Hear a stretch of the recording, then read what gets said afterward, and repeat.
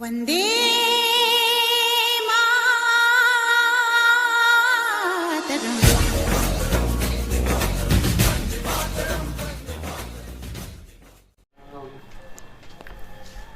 Hi everyone, this is Nihal and you watching your channel Kalam को सलाम। Guys, आज हम बात करेंगे पॉलिनोमियल्स की। इससे पहले एक वीडियो अपलोड की थी जिसमें मैंने आप लोगों को इंट्रोडक्शन के बारे में बताया था। आज हम एक क्वेश्चन के थ्रू अगले टॉपिक को पढ़ने की कोशिश करेंगे। तो एक मैंने क्वेश्चन लिखा हुआ है, आप अपनी बुक में देख लीजिएगा कि कहाँ पर आपको ये क्वेश्चन मिलने वाला है। थोड़ी आप भी मेहनत कर लीजिएगा। क्वेश्चन मैं पढ़ रहा हूँ। The graphs of y is equal to p x are given in the following figure for some polynomials px find the number of zeros of px in each case। यहाँ पर एक वर्ड आया zeros, मैं भी उसके बारे में आपको बताऊंगा, और एक वर्ड आया आपके लिए px। सो इन दोनों पर हमें फोकस करना है कि ये दोनों क्या होते हैं। एक बार फिर से बात कर लेते हैं कि क्वेश्चन लिखा क्या हुआ है। द ग्राफ आपको पता है, ये देखो सारे आपको दिखाई दे रहे हैं, ये ग्राफ ही बने हुए हैं। जनरली अब आप लोग 10th क्लास तक आप लोग क्या करते हो, आपको दो ही एक्सिस पर आपको ग्राफ मिलते हैं, एक्स एक्सिस और वाई एक्सिस। जब आप 11th क्लास में आ जाओगे तब आपको एक तीसरा थर्ड एक्सिस भी मिलेगा, जेड एक्सिस आप बोलोगे उसको। तो बट अब अभी जो हमारा काम है एक्स एक्सिस और वाई एक्सिस को ही पढ़ना है।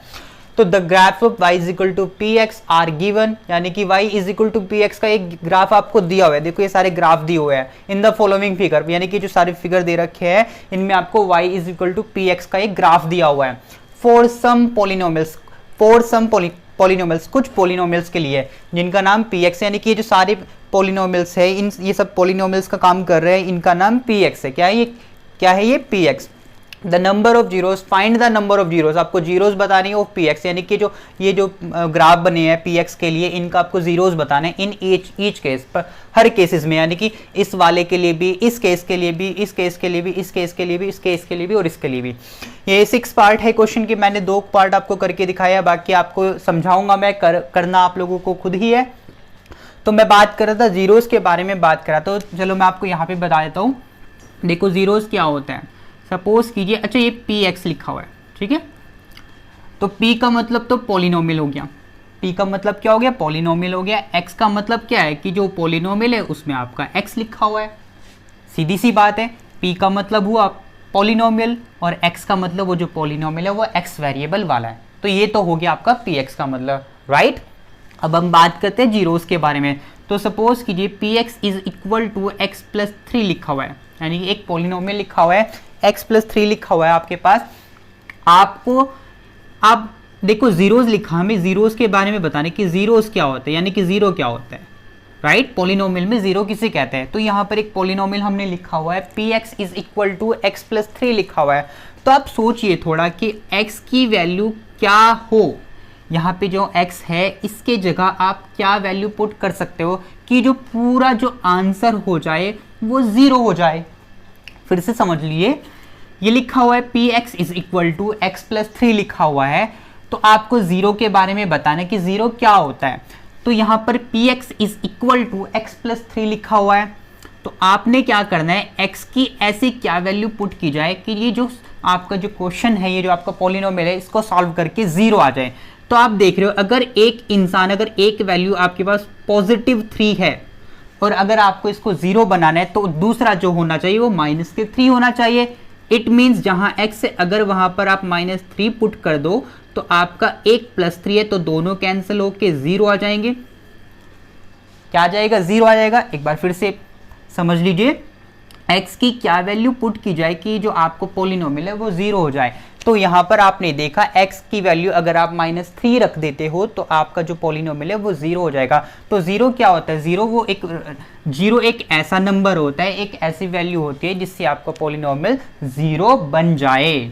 फिर से समझ लीजिए, हमने डेफिनेशन क्या बताई इस क्वेश्चन से कि जीरो हम उसको बोलते हैं, उस वैल्यू को हम जीरो बोलते हैं जो हमारी हेल्प करता है। किस चीज में हेल्प करता है, वो हमारी हेल्प करता है कि जो हमारा पॉलिनोमियल है उसकी वैल्यू जीरो हो जाए। तो यहाँ पर आपके ये जो आंसर जीरो आया है, इस जीरो आंसर लाने में किसने आपकी हेल्प की, आपकी हेल्प की -3 ने। It means you can say that -3 is a zero in this polynomial, कि जो -3 है इस पॉलिनोमियल में एक जीरो का काम करेगा। I hope it's clear, right. तो जीरोस के बारे में पता चल गया आपको और px के बारे में पता चल गया है। अब देखिए कुछ ग्राफ दिए गए हैं, इनमें हमें जीरोस के बारे में बात कर दिया। देखो ये आपको ग्राफ दिया हुआ है, आई होप आपको दिखाई दे रहा होगा।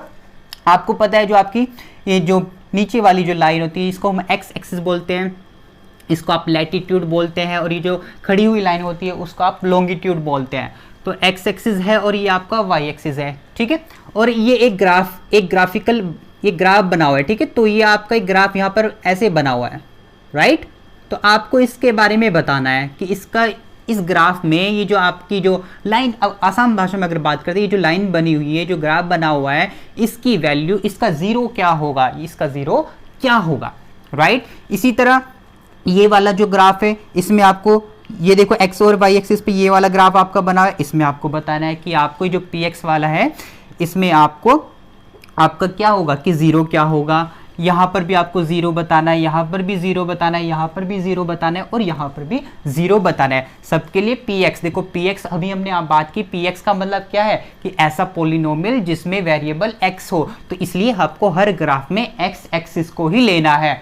मैं फिर से बता रहा हूं क्योंकि यहां पर मेंशन किया हुआ है कि आपको px के लिए बात करनी है, तो इसका मतलब है आपको वही एक्सिस लेना है जो आपके px को फुलफिल करे, यानी कि आपका x एक्सिस ही आपका काम आएगा, राइट। अब देखिए हम इनको कैसे सॉल्व करते हैं। आप इस ग्राफ को ध्यानपूर्वक देखिए, ये आपका x एक्सिस है, ये आपका y एक्सिस है। आप इस ग्राफ को देख रहे हो, ये जो ग्राफ बना हुआ है, ये वाला ग्राफ हमारा x एक्सिस को कहीं पर भी टच नहीं कर रहा है। देख लीजिए, ये x एक्सिस वाली लाइन ये रही, ये लैटिट्यूड है आपका x एक्सिस। क्या ये वाला ग्राफ क्या इसको कहीं पर भी टच कर पा रहा है, क्या इसको छू पा रहा है? नहीं, ये इसको टच नहीं कर पा रहा है। इट मीन्स इसका तो जो जीरो होगा वो क्या होगा, वो जीरो होगा। या आसान भाषा में आप कैसे, इसका जीरो कुछ भी नहीं है, कुछ भी नहीं का मतलब क्या, वो जीरो होगा। फिर से समझ लीजिए, जब ये वाला ग्राफ हमारे एक्स एक्स को कहीं पर भी टच ही नहीं कर रहा है, तो हम कैसे बता देंगे कि इसका कोई जीरो आएगा। इसका मतलब इसका कोई भी जीरो नहीं होगा, और कोई भी नहीं तो वो जीरो होगा। तो यानी कि जब आपका ग्राफ एक्स एक्सिस को टच ना करे तो आपको जो जीरो होगा वो जीरो होगा। अब देखो लिखना कैसे, आपको इसको लिख आप ऐसे सकते हो, since the graph does not touch the x axis, जो आपका ग्राफ है वो एक्स एक्सिस को टच नहीं करता है एट एनी पॉइंट, किसी भी पॉइंट पर। देखो इतनी यहां से यहां तक की जो लाइन बनी हुई है, इस पर कहीं पर भी इस ग्राफ ने टच नहीं किया। It means the number of zero is zero, यानी कि जो इसके जीरो होंगे वो जीरो है, राइट।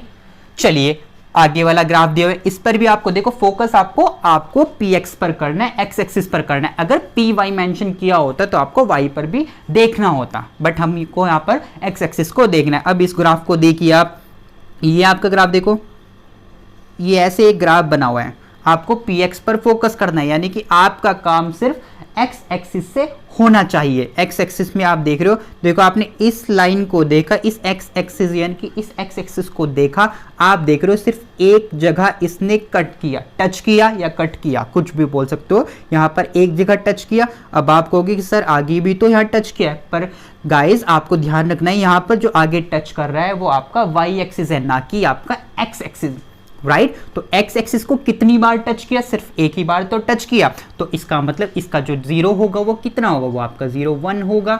तो यानी कि जितनी बार टच करना उतनी बार जीरो, अगर टच एक भी बार नहीं किया तो जीरो हो गया आपका zero.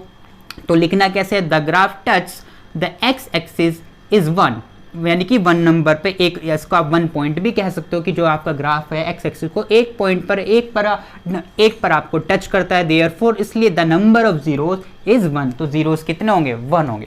I hope it's clear. अब आगे की जो क्वेश्चन है ये आप लोगों के लिए, बट बस आपको मैं बता देता हूँ, लिखना मैंने आपको बता दिया। आपको जब आपको कहीं पर भी टच ना हो तो आपको ऐसे लिखना है, और टच कर जाए तो आपको ऐसे लिखना है।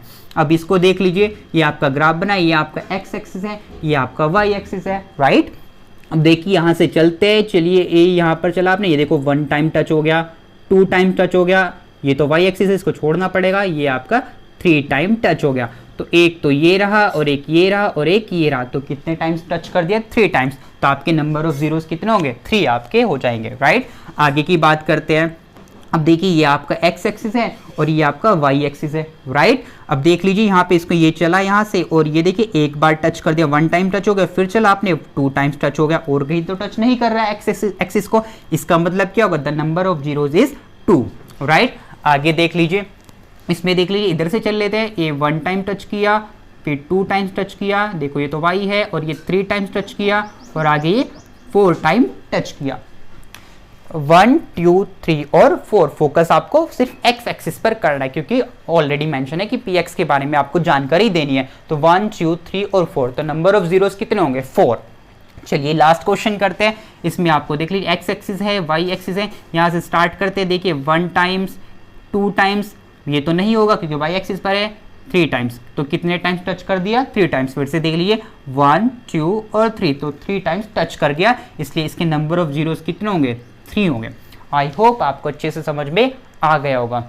सो गाइज ये जो क्वेश्चंस हैं, ये जो पार्ट्स हैं, आप अपनी बुक में देख लीजिएगा और लिखने की कोशिश कीजिएगा। 1-2 ग्राफ को खुद से बनाने की कोशिश कीजिएगा, आई मीन टू से लिखने की कोशिश कीजिएगा। ग्राफ तो आपको बने हुए मिलेंगे, तो उसको सॉल्व करने की कोशिश कीजिएगा ताकि आपको जो कॉन्फिडेंस है वो बूस्ट हो जाए। तो guys that's all for today, thank you.